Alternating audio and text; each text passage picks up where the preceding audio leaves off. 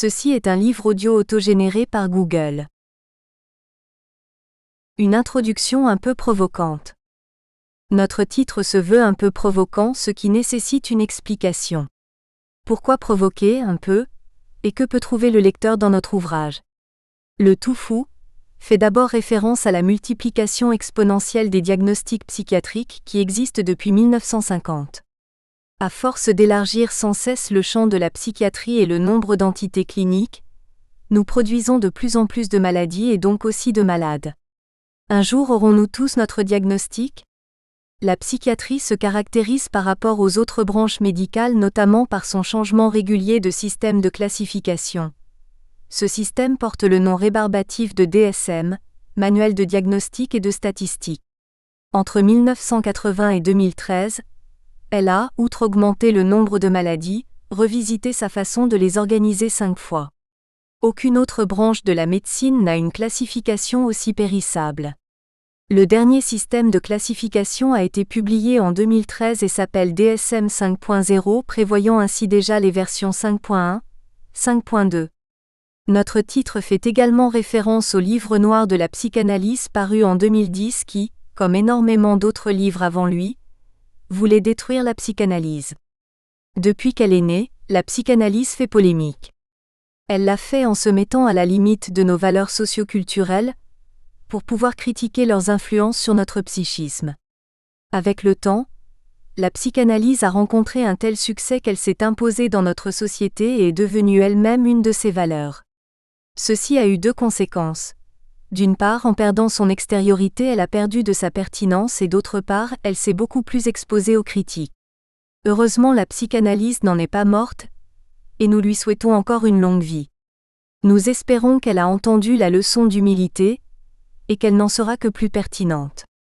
Elle est pour nous le corpus théorique le plus intelligent que l'être humain ait produit sur la façon dont la psyché fonctionne, et en particulier dont les pensées s'enchaînent. À l'inverse du livre noir de la psychanalyse, nous ne voulons pas détruire la psychiatrie, cela serait d'ailleurs cracher dans la soupe en tant que psychiatre. Par contre, nous pensons que comme la psychanalyse, la psychiatrie se sent aujourd'hui tellement toute puissante qu'elle en est devenue arrogante et incapable de remise en question depuis qu'elle a, comme jadis sa sœur ennemie, envahi des pans entiers de la société non sans rendre malade au passage. Nous souhaitons secouer la psychiatrie comme on le faisait avec les fous dès la Renaissance, pour qu'ils reprennent leurs esprits. C'est la théorie du choc salutaire. Nous aimerions que la psychiatrie s'interroge sur elle-même, sur la façon dont elle se pense et dont elle se pratique. Comme le public devrait le savoir et les psychiatres se le rappeler, la psychiatrie n'est pas plus une science que la psychanalyse, elle a aussi à rester humble. Comment la psychiatrie en est-elle arrivée là? Comme nous le verrons au 2e chapitre, Petite histoire de la folie, de tout temps l'être humain s'est demandé s'il y avait un message à comprendre dans les mots des fous ou si ces mots n'étaient qu'inepties. Questionnement purement duel, c'est l'un ou l'autre et si l'autre est dérangeant, pauvres juifs, femmes, adolescents contestataires, c'est donc insensé. Même aujourd'hui nous éprouvons des difficultés à tenir des raisonnements plus complexes qu'une simple linéarité. Une cause provoque un effet. Imaginez que la biologie et la pensée s'influencent réciproquement l'une l'autre, et que 9 fois sur 10 il est vain de savoir qui est à l'origine de l'autre est difficile. Si depuis l'Antiquité, considérer qu'une affection somatique peut modifier les pensées est admis, il est plus ardu d'admettre que le contenu des pensées peut créer des dysfonctionnements biologiques et encore plus que les deux sont concomitants et agissent avec le même pouvoir. L'être humain cherche pour son psychisme, lequel des pieds de la table fait qu'elle tient droit, qui est le premier l'œuf ou la poule, le neurone ou la pensée. En fonction des époques, le tout à la force de la pensée ou le tout à la force de la biologie s'impose. Entre 1950 et 1970, la psychiatrie croit plus en la force de la pensée. En 1980, à la suite d'une série de déconvenues, la psychiatrie tente une nouvelle approche, ne plus croire en rien. Dans le 3e chapitre, nous verrons les conséquences de cette attitude. Depuis cette époque, la psychiatrie annonce dès les pages de garde de ses 2 manuels de référence mondiale, le DSM-3 de l'Association américaine de psychiatrie et l'ICD-9 de l'Organisation mondiale de la santé. Faute de ne pouvoir donner une définition de la maladie mentale, nous ne parlerons dans ce manuel que de troubles mentaux. Une science qui se dit athéorique et qui refuse de donner une définition de son objet d'étude, la maladie mentale, est, convenons-en, une bien drôle de science. Cette nouvelle science athéorique rejette en moins d'un an toutes les théories psychodynamiques, psychanalyse, thérapie familiale et systémique, qui formaient le squelette de son ancien manuel, le DSM-2. Elle décide qu'il faut tout recommencer pour ne plus croire qu'en des essais d'objectivation d'action biologique, et principalement pharmacologique. Cette nouvelle psychiatrie athéorique va donc aussi rapidement s'appeler psychiatrie biologique. Faute de squelette théorique, d'idées nosognosiques, idées permettant de classer les maladies, et au fil des éditions du DSM, les troubles psychiatriques se multiplient donc sans plus aucune limite. Depuis les 150 diagnostics du DSM-2, on en compte plus de 500 en 2013 dans le DSM-5. Il est probable qu'avec l'arrivée du DSM-6, tout le monde aura droit à son petit diagnostic à lui, et bien sûr, au traitement médicamenteux adapté, chapitre 4. Pourtant, même si le big business de l'industrie pharmaceutique croît, il est piquant de constater que pour ces centaines de diagnostics, la psychiatrie n'a toujours pas plus que les 4 classes de médicaments des années 1960. Antipsychotiques, antidépresseurs, tranquillisants et régulateurs de l'humeur. Dans le 5e chapitre, nous verrons que ces nouveaux troubles mentaux ont un succès fou. Chaque psychiatre un peu futé peut créer, avec un échantillon suffisant de patients présentant tous les mêmes traits, un nouveau trouble, publié et être célèbre. Chacun de ces troubles peut maintenant avoir son journal scientifique, Schizophrenia Bulletin, Journal of Affective Disorders. En prenant un des médicaments du marché et en choisissant bien l'échelle psychotechnique, on prouve une efficacité partielle qui permet qu'une nouvelle indication de prescription voit le jour. Les nouvelles classes diagnostiques sont de plus facile d'utilisation. Plutôt que de laborieux entretiens avec un spécialiste qui doit prendre la mesure de la façon dont son patient pense, les symptômes sont maintenant objectifs et repris sous forme de listes à cocher. Il suffit que les croix soient en nombre suffisant pour poser le diagnostic. À quand un diagnostic en ligne ? Le nombre de patients potentiels explose. Addicts à toute substance ou comportement addictif, dépressif, bipolaire, hyperkinétique, anxieux, borderline et schizophrène. À tous ces nouveaux patients, la psychiatre, qui ne doute pas de son efficacité, assure dans des déclarations médiatiques triomphantes un imminent succès sur leur souffrance enfin dûment diagnostiquée. Dans la conclusion, nous défendons l'idée que nous ne devons pas jeter la psychiatrie moderne à la poubelle. Elle peut être très efficace, elle l'a montré et a permis des progrès incontestables dans les soins. Mais nous pensons qu'elle doit apprendre comme la psychanalyse, l'humilité, l'autocritique et reprendre une juste place dans la société. Elle se doit, comme science, de renoncer à un positionnement hégémonique du savoir et s'ouvrir aux autres disciplines de la santé mentale sans vouloir les pervertir à son profit. Kandel, prix Nobel de médecine en 2000 pour ses travaux sur la mémoire, a travaillé, comme quelques autres chercheurs, à la frontière des champs biologiques et psychodynamiques. Il a montré que grâce au phénomène de plasticité neuronale, la psychothérapie modifie le bagage génétique, la biologie. Dans ces types de recherches, il y a la possibilité d'une sortie des schismes historiques, une sorte de proposition de mariage au bénéfice de la connaissance, de la société et des patients.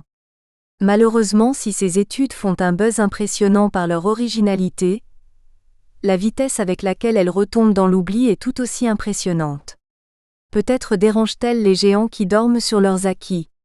Voilà pourquoi nous devons provoquer, un peu.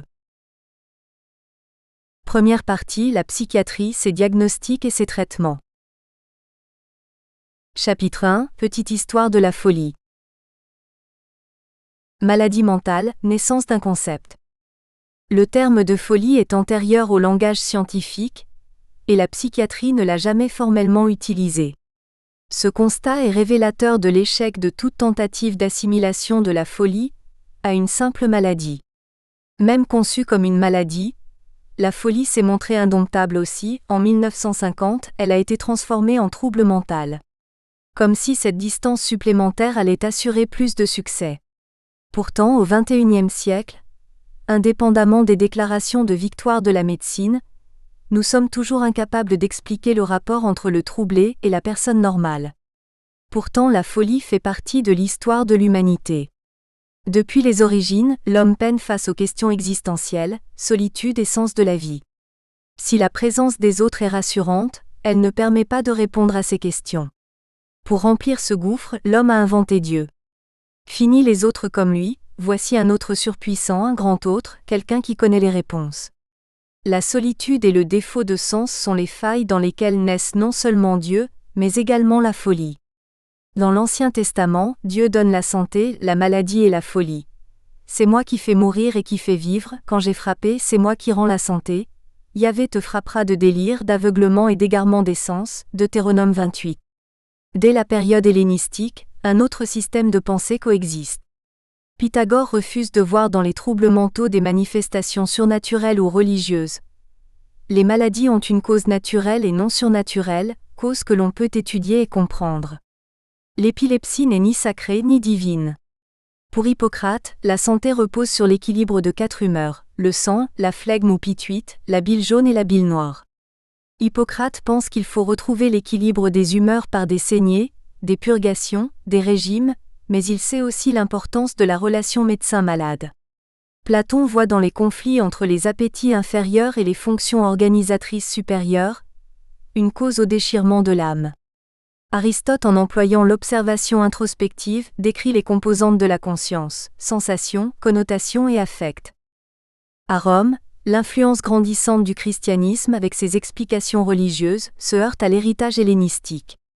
Vers 312, après que Constantin ait fait du christianisme la religion d'État, saint Augustin unit folie et christianisme dans un bain de culpabilité. Né d'une mère chrétienne, sainte Monique, et d'un père voluptueux, il est déchiré entre son amour de Dieu et ses passions charnelles. Dès la fin de l'Antiquité, les 3 causalités surnaturelles, organiques, psychologiques, sont présentes. Le rapport de force entre ces 3 causes évolue au fil du temps, et est ce qui détermine la manière dont chaque époque traite ses malades. C'est la possibilité d'accepter d'entendre les différences ou de les taxer de folie. Des pauvres, des sans-abri, des adolescents, des femmes, des étrangers. C'est ce qui définit le malade, la maladie et les liens qui les unissent. Les hommes sont si nécessairement fous que ce serait être fou par un autre tour de folie, de n'être pas fou, Pascal B. 1670. Ce qui est en jeu, c'est depuis toujours de savoir s'il y a quelque chose à entendre dans les symptômes des malades. Une vérité d'eux, sur eux, malgré eux, ou s'il s'agit simplement d'une condition somatique bête, à laquelle il n'y a rien à entendre, si ce n'est la souffrance due à la maladie elle-même. Le Moyen-Âge, Dieu contre les femmes. Au début du Moyen-Âge, l'Église est présente dans tous les domaines de la vie. L'homme est celui qui marche dans la lumière du Christ, il croit et prie. L'Église, au centre du village, indique non seulement le centre de gravité mais règle au son de la cloche, les rythmes de la vie quotidienne. Si la folie est possession, elle est parfois divine. C'est elle qui permet à David de composer ses psaumes. De nombreux textes exaltent la joie de l'idiot, qui chante faux mais dont la voix célèbre la gloire de Dieu. Il est l'innocent, le pauvre d'esprit auquel le Christ a promis le royaume des cieux. Même les papes se sont fait appeler « innocents ». Le fou a une place dans les rangs du pouvoir. Chaque seigneur en accueille un à sa cour. Le fou utilise sa folie comme satire morale, raillerie de la puissance. Aux divers visages de la folie, divers traitements. Vers 1400, l'école de médecine de Salerne s'écarte des étiologies surnaturelles. Des abcès des ventricules cérébraux peuvent être la cause de la maladie. Des saignées, des médecines et des régimes peuvent guérir. À côté de ces traitements médicaux, des techniques psychologiques peuvent être utiles telles des chocs inopinés, dans une thérapie douce, faite de paroles prodiguées dans un environnement agréable.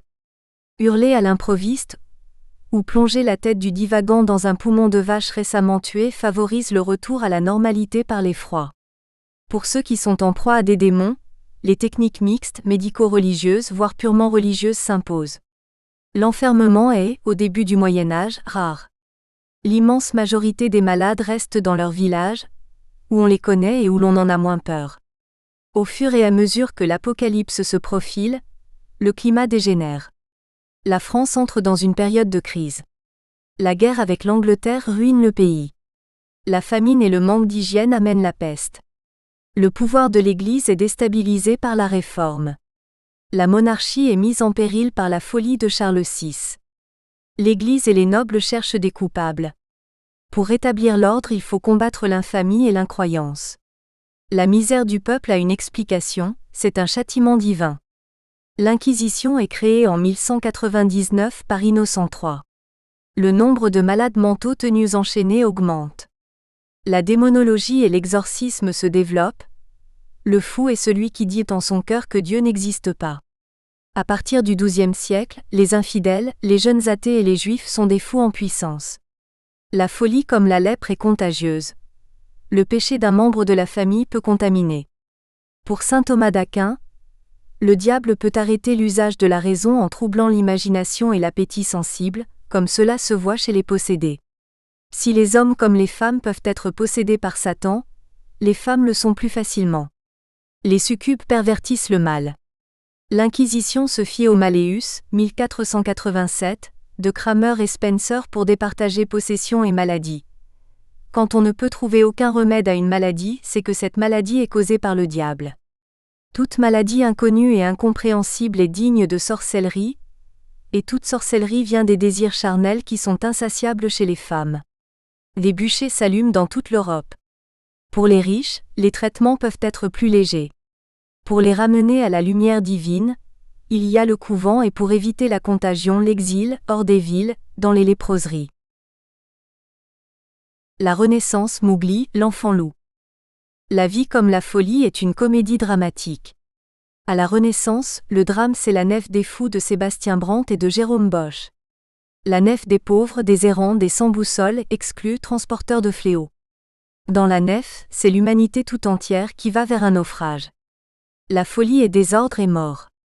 Face à ce drame, la philosophie commence à faire des infidélités à l'Église. Elle enseigne que l'homme, avant d'être un bon chrétien, est un être de chair, de passion et d'intelligence. Rabelais met en scène les passions charnelles. Montaigne décrit les sentiments et les caractères. Il considère que la folie n'est pas éloignée de la normalité. Il n'y a qu'un demi-tour de cheville pour passer des plus excellentes manies aux plus détraquées, et c'est 1580. La Fontaine reconnaît cette part de folie inhérente à la nature humaine qui se cache en tout un chacun. On voit courir après l'ombre tant de fous qu'on en sait la plupart du temps le nombre.